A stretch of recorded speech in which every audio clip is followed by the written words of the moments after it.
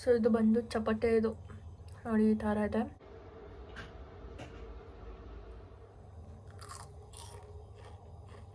ಅಮ್ಮ ಇದು ಎಷ್ಟು ಅವರ್ ನೆನೆಸಿದ್ಯಾ? ಒಂದು 4 hours ನೆನೆಸಿದ್ದೀನಿ. 2 hours ಸಾಕು ಅಂತಾರೆ, ನಾನು ಚೆನ್ನಾಗಿ ನೆನೆಸಿದ್ದೀನಿ 4 hours. ಈಗ ಇದನ್ನ ಮಿಕ್ಸಿ ಮಾಡ್ಕೋಬೇಕಾ? ಹೌದು. ಸ್ವಲ್ಪ ಹಾಗೆ ಎತ್ತಿಟ್ಕೊಳ್ತೀನಿ, ಅದು ಚೆನ್ನಾಗಿ ಕಾಣಿಸುತ್ತೆ.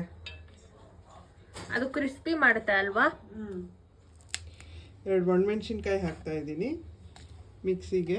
ಕಡಲೆಬೇಳೆ ನೆನೆಸಿರೋದು ಹಾಕ್ಬಿಟ್ಟು ಆಮೇಲೆ ಒಣಮೆಣ್ಸಿನ್ಕಾಯಿ 2, ಹಸಿಮೆಣ್ಸಿನ್ಕಾಯಿ 3 ಹಾಕ್ತಾ ಇದ್ದೀನಿ. ಸ್ವಲ್ಪ ಶುಂಠಿ ಹಾಕ್ಕೊಳ್ತಾ ಇದ್ದೀನಿ. ಆಮೇಲೆ ಚಕ್ಕೆ ಪೀಸ್ ಹಾಕ್ತಾ ಇದ್ದೀನಿ. ಇದನ್ನ ನೀರು ಹಾಕ್ಕೊಳ್ದಿರೋ ರುಬ್ಕೊಳ್ಬೇಕು.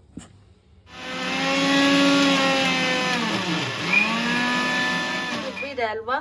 ಹೌದು ಕಂದ, ಅದಕ್ಕೆ ನೀರು ಹಾಕಿ ನೋಡಿ ಇಷ್ಟು ಅದು ರುಬ್ಬೇಕು. ಈ ಅದಕ್ಕೆ ನುಣ್ಣಗೆ ರುಬ್ಕೊಂಡಿದ್ದೀನಿ. ಜೊತೆಗೆ ಇದು ಇಟ್ಕೊಂಡಿದ್ದೆ ಕಡಲೆಬೇಳೆ ಹಾಗೆ ಉಂಡುಂಡೆದು, ಅದನ್ನ ಇದಕ್ಕೆ ಹಾಕ್ತೀನಿ. ಇದು ಹೀಗೆ ಹಾಕಿದ್ರೇನೆ ಅದು ಕ್ರಿಸ್ಪಿ ಆಗುತ್ತೆ ಅಲ್ವಾ ಮಮ್ಮಿ? ಹೌದು. ಇಷ್ಟು ಹೆಚ್ಕೊಂಡಿದ್ದೀನಿ. ಪುದೀನ ಸೊಪ್ಪು ಇಟ್ಕೊಂಡಿದ್ದೀನಿ. ಪುದೀನ ಸೊಪ್ಪು, ಈರುಳ್ಳಿ, ಸಬ್ಬಕ್ಕಿ ಸೊಪ್ಪು, ಕರಿಬೇವಿನ ಸೊಪ್ಪು, ಕೊತ್ತಂಬರಿ ಸ್ವಲ್ಪ ಇದೆ. ಇದೆಲ್ಲ ಇದಕ್ಕೆ ಮಿಕ್ಸ್ ಮಾಡ್ಕೊಳಕ್ಕೆ ಹಾಕ್ಕೊಳ್ತೀನಿ.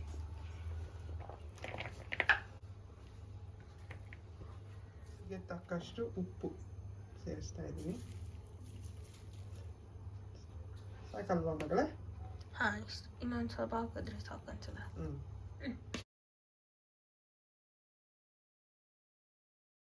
ಹಿಟ್ಟು ಸೇರಿಸ್ಕೊಳ್ತಾ ಇದ್ದೀನಿ. ಅದರಿಂದ ಅದು ಕ್ರಿಸ್ಪಿನೆಸ್ ಇನ್ನ ಜಾಸ್ತಿ ಆಗುತ್ತೆ, ರುಚಿನೂ ಹೆಚ್ಚಾಗುತ್ತೆ. ಈಗ ಎಣ್ಣೆನ ಕಾಯಕ್ಕೆ ಹಾಕೊಳ್ತಾ ಇದ್ದೀನಿ. ರಿಫೈನ್ಡ್ ಸನ್ಫ್ಲವರ್ ಆಯಿಲ್ ಯೂಸ್ ಮಾಡ್ತೀವಿ ಮನೆಯಲ್ಲಿ. ಮಸಾಲೆ ಎಲ್ಲ ಹಾಕೊಂಡಿದ್ದೀವಲ್ಲ, ಇದನ್ನ ಮಿಕ್ಸ್ ಮಾಡ್ಕೊಳ್ತೀನಿ.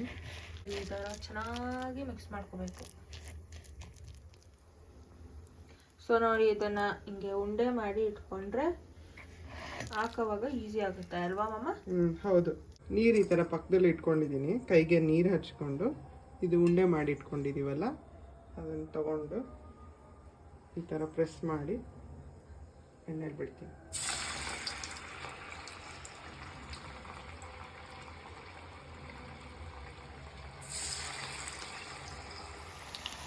ಸೊ ನೋಡಿ, ನಿಮ್ಮ ಬಾಂಡ್ಲೆ ಎಷ್ಟಿದೆ ಅಷ್ಟು ಬಿಡ್ತಾ ಹೋಗ್ಬೇಕು. ಎಣ್ಣೆಲಿ ಸೆಟ್ ಆಗೋವರೆಗೂ ಡಿಸ್ಟರ್ಬ್ ಮಾಡಬಾರ್ದು. ಇದನ್ನು ಹಾಕಿದ್ಮೇಲೆ ಆಮೇಲೆ ತಿರುಗಿಸ್ಬೇಕು. ನಾವು ಚಕ್ಕೆ ಮತ್ತು ಇದು ಸೋಪು ಧನಿಯಾ ಹಾಕಿರೋದ್ರಿಂದ ಅದ್ರದ್ದು ಘಮ ಬರ್ತಾ ಇದೆ. ಇದು ಒಳಗಡೆಯಿಂದ ಬೇಯಬೇಕು, ಅದಕ್ಕೆ ಮೀಡಿಯಂ ಫ್ಲೇಮ್ ಇಟ್ಕೊಂಡಿದ್ದೀನಿ. ಇವಾಗ ಹೈ ಫ್ಲೇಮ್ ಇತ್ತು. ಸೊ ಈಗ ಇದು ಬಬಲ್ಸ್ ಕಮ್ಮಿ ಆಗ್ತಾ ಇದೆ. ಈಗ ಇದನ್ನು ನಾವು ತೆಗಿಬೋದು. ನೋಡಿ, ರೆಡಿ ಆಗದೆ ನಮ್ಮ ಕಡಲೆಬೇಳೆ ವಡೆ. ತುಂಬಾನೇ ಬಿಸಿ ಇರುತ್ತೆ. ಸೊ ಇದು ನಮ್ಮ ವಡೆ, ಕಡಲೆಬೇಳೆ ವಡೆ. ನಿಂಗೂ ಟೇಸ್ಟ್ ಮಾಡಿ ಹೇಳು ಹೇಗಿದೆ ಅಂತ. ಇದು ಬಂದು ನೋಡಿ ಹೆಂಗ್ ಕಾಣ್ತಾ ಇದೆ ಅಂತ.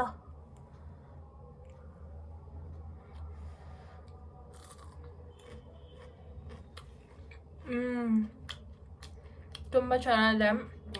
ಇದಕ್ಕೆ ಹಾಕಿರೋ ಸಬ್ಬಕ್ಕಿ ಸೊಪ್ಪು ಫ್ರೇಗ್ರೆನ್ಸ್ ಮತ್ತು ಟೇಸ್ಟ್ ತುಂಬ ಚೆನ್ನಾಗಿ ಬರ್ತಾ ಇದೆ.